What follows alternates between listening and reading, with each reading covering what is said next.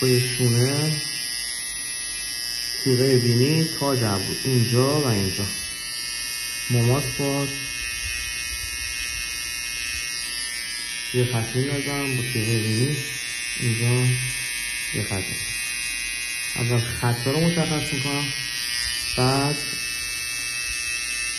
میام وسطش رو تخلیه میکنم. خزن اینجوری دستم باید بگیرم اینجا به این صورت،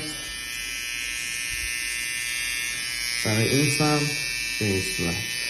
نحوه دستگاه خزن پیوند ابرو رو اگه بخوایم برداریم به این صورت کششمون